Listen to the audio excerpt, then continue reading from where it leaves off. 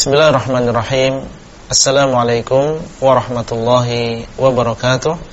Alhamdulillah, wassalatu wassalamu ala Rasulillah wa ala alihi wa ashabihi wa man walah. Anggota grup WhatsApp Dirasah Islamiyah yang semoga dimuliakan oleh Allah, kita lanjutkan pembahasan kitab Aqidah Ahlussunnah wal Jamaah yang ditulis oleh Fadilatul Syekh Muhammad bin Shalih Al-Utsaimin rahimahullah.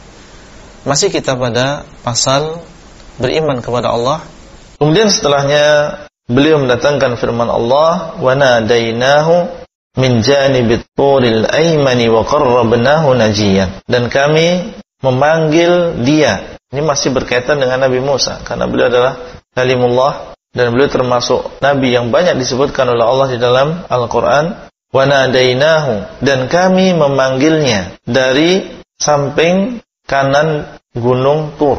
Ya, karena gunung Tur ini ada samping kanan, ada samping kiri. Maka Allah memanggil Nabi Musa alaihissalam dari samping kanannya. Para ulama menjelaskan yang dimaksud dengan nadainahu, kami memanggilnya. Dalam bahasa Arab, memanggil itu nida, itu adalah mengucapkan dengan suara yang keras. Orang dinamakan memanggil kalau dia mengucapkan ucapan yang keras. Kalau dia mengucapkan ucapan yang lirih, itu bukan memanggil. Yunadi maksudnya adalah memanggil dengan suara yang keras. Dan mereka mengatakan anda sautan fulan, anda sautan min fulan. Ya, maksudnya adalah lebih keras suaranya. Ya, fulan lebih keras suaranya daripada si fulan. Karena memang nida dalam bahasa Arab ini adalah suara yang keras. Maka Allah saat itu memanggil Nabi Musa alaihissalam dengan suara yang keras. Wa qarrabnahu najiyan. Dan kemudian kami dekatkan dia najiyan dalam keadaan bermunajat. Para ulama menjelaskan dalam keadaan bermunajat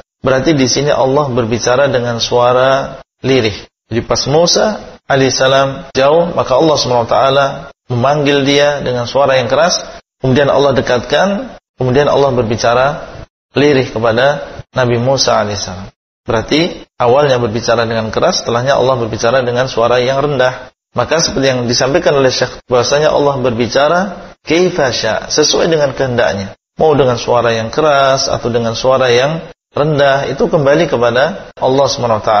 Menunjukkan bahwasanya Allah SWT memiliki sifat kalam. Baik, dan masalah sifat kalam ini banyak sekali aliran-aliran yang menyimpang dan tersesat, sehingga ada sebagian penulis yang dia mengkhususkan kitab khusus tentang Aqidah Ahlussunnah tentang kalamullah azza wa jalla ini. Jadi dia adalah termasuk sifat Allah, dan sifat Allah bukan makhluk.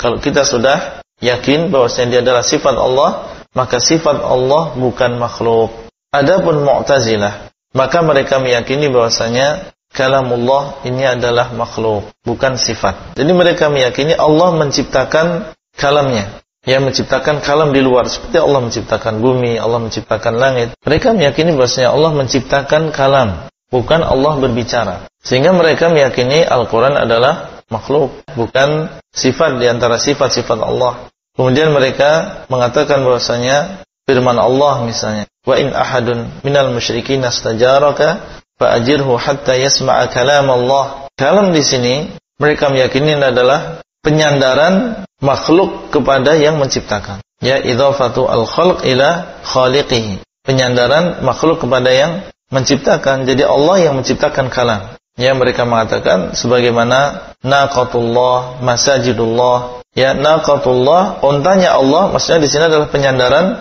makhluk kepada yang menciptakan. Masajidullah maksudnya adalah penyandaran makhluk kepada yang menciptakan. Baiti, penyandaran rumah Allah kepada yang menciptakan. Mereka mengatakan bahwasanya kalamullah satu bab dengan penyandaran-penyandaran tadi. Dan yang benar bahwasanya kalamullah di sini adalah penyandaran sifat kepada mausufnya. Penyandaran sifat kepada yang memiliki sifat tadi. Ya, kalamullah, kalam adalah sifat Allah. Allah dialah yang memiliki sifat tadi. Jadi al-idhafah, penyandaran di dalam dalil yang diidhafahkan kepada Allah, disandarkan kepada Allah itu ada dua macam. Ada idhafatu al-khalq kepada khaliq, dan ada penyandaran sifat kepada yang memiliki sifat tadi. Dan untuk kalamullah, maka ini adalah penyandaran sifat kepada Allah SWT, kepada yang memiliki sifat, dan bukan penyandaran makhluk kepada khaliqnya. Dari mana kita tahu? Berdasarkan dalil-dalil. ya, berdasarkan dalil-dalil menunjukkan bahwasanya Al-Qur'an ini bukan makhluk. Dan zaman dahulu sempat terjadi fitnah yang besar. Di zaman Al-Imam Ahmad sempat orang-orang Mu'tazilah ini yang mereka meyakini bahwasanya Al-Qur'an adalah makhluk. Ini sempat mereka dekat dengan beberapa penguasa saat itu, sehingga beberapa penguasa sempat ada yang terpengaruh. Bahkan mereka mewajibkan rakyatnya untuk meyakini keyakinan ini dan diajarkan di sekolah-sekolah sampai tingkat yang paling dasar. Mereka dipaksa untuk meyakini bahwasanya Al-Quran adalah makhluk Allah Azza wa Jalla. Maka para ulama menjelaskan tentang akidah yang benar, termasuk diantaranya adalah Al-Imam Ahmad rahimahullah. Beliau termasuk yang getol dan gigih, tegar di dalam menghadapi itu semua dengan kesabaran, menjelaskan kepada manusia, menjelaskan kepada ulama-ulama Mu'tazilah dengan dalil, dan beliau bersabar dengan siksaan, dengan penjara, dengan cambuk, dan beliau tidak memberontak kepada penguasa karena beliau masih meyakini mereka adalah muslim dan mereka hanya terpengaruh saja dengan ulama-ulama Mu'tazilah tadi. Maka akhirnya Allah SWT memberikan pertolongan kepada beliau, ada di antara penguasa yang mendapatkan hidayah, ya, dan akhirnya justru mendukung dakwah beliau rahimahullah. Demikianlah yang bisa kita sampaikan pada kesempatan yang berbahagia ini, dan insyaallah kita bertemu kembali pada pertemuan yang selanjutnya pada waktu dan keadaan yang lebih baik. Wassalamualaikum warahmatullahi wabarakatuh.